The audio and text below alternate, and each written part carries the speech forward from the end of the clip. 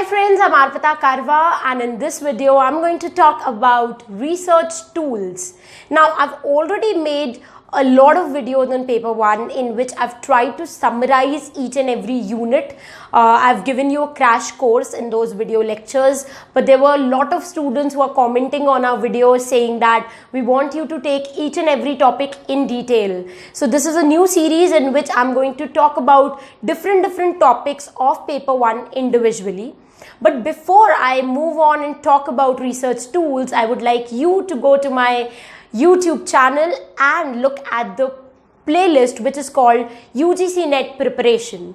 In that playlist, I have posted a lot of videos talking about how you can revise, what all the study tools you can use in order to boost your preparation, study timetable, mistakes you should not do on the day of exam, how you should revise during the last week. So all these videos are going to help you for the next NET exam, because I know that all of you must be anxious, worried about how to approach this UGC NET exam because it's happening online for the first time. So go check that playlist and get benefited from the videos I've made. So now let's understand what is a research tool. Now we all know that tools are things which aid you or assist you in a task. For example, there's a woodcutter. Now he is going to use a tool which is called axe. Now with the use of axe, he is able to cut trees. So his work is to cut trees, and what is helping him to cut trees? It's axe. So axe is a tool for the woodcutter.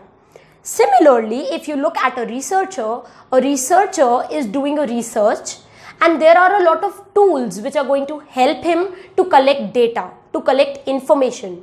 Because research involves gathering information, analyzing that information, and then coming to a conclusion. So in order to collect information, he might use a lot of tools, and these are known as research tools. Now ऐसा नहीं होता है कि एक researcher बोलता है चलो मैं ये use करता हूँ because this seems nice. No, there are different criterias based on which he is going to choose the perfect research tool. For example, there's a researcher who wants to research on 20 people. Now, if he wants to gather information from these 20 people, he might use a research tool which is called interview. Whereas, if he wants to conduct a research on 20,000 people, then it is going to take him a lifetime if he interviews those 20,000 people. So, in that case, he will use questionnaire. He is going to distribute that questionnaire to the people. People are going to fill their information, and then he is going to collect the data. So, selecting the perfect research tool is going to depend upon a lot of things. It is going to depend upon the nature of the research, number of participants involved, and a lot many other criteria. In this video, I'm going to talk about some important research tools which can be used by a researcher in order to carry out his research. So let's go. So let's first look at the number 1 research tool, which is interview. Now we all know how an interview is conducted. There are a lot of interviews we must have read or we must have watched on television. If you look at the magazines, you find that all of these magazines are going to have certain interviews in each of their edition. Similarly, if you look at television, then there are a lot of shows which are running which are based on interviews. For example, Coffee with Karan, a very popular show. It is about Karan Johar interviewing other Bollywood celebs. Similarly, if you look at Arnab's show, in that Arnab Goswami is interviewing different political leaders. So interview is an oral conversation in which the interviewer is going to ask a few questions, and the person who is being interviewed, he is going to give us information based on the question. So it is a research tool by which you can gather information about a person. Now there can be 2 kinds of interviews. One is structured interview and the other one is unstructured interview. What is structured interview? Structured interview is when you prepare the questions in advance. So that means your questions are predetermined. Suppose one day I get to interview Virat Kohli, and if I have structured interview, then in that case I have listed 20 questions which I'm going to ask him, and then he's going to respond back.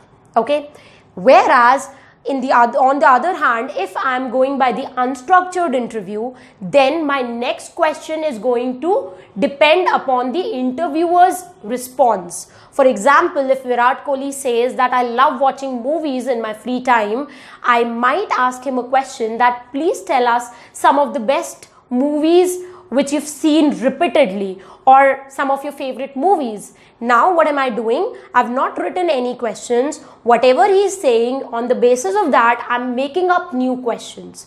So these are two common kinds of interviews which can be used by the researcher. So when you look at interview as a research tool, you might find that it's very good when it comes to collecting detailed information about a person.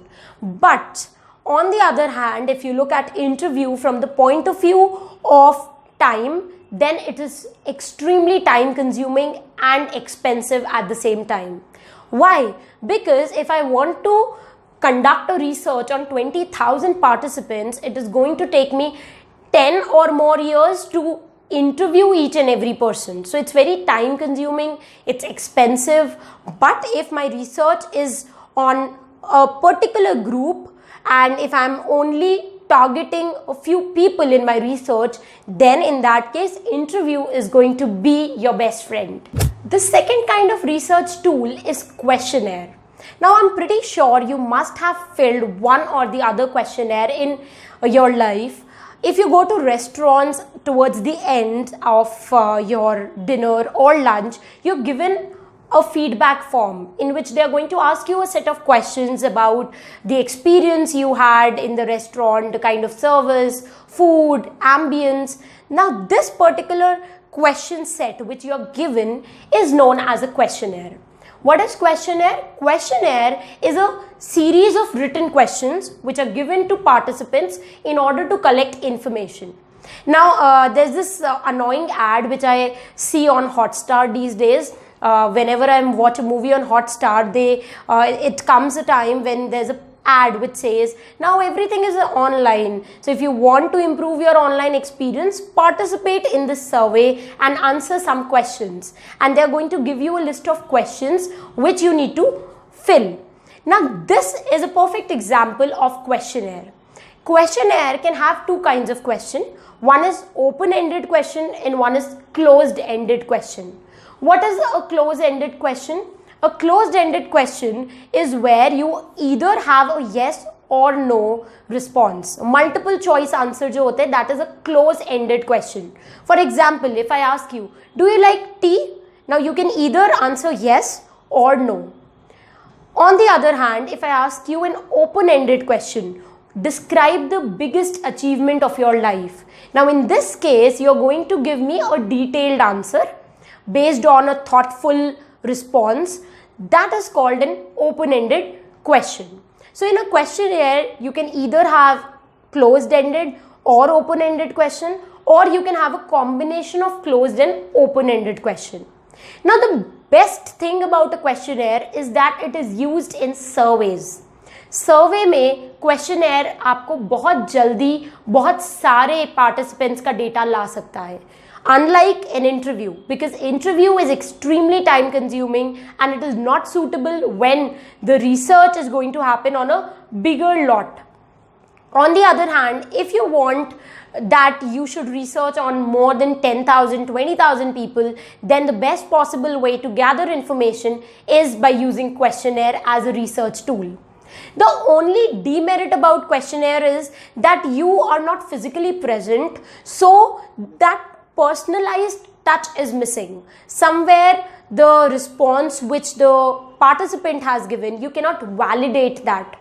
If I'm using an interview, in that case, I can question the person again. I can look at the body movements. I can look at the gestures and postures and figure out a lot more things. In a questionnaire, there's no physical contact between the researcher and the participant. Therefore, a bit of ambiguity is there.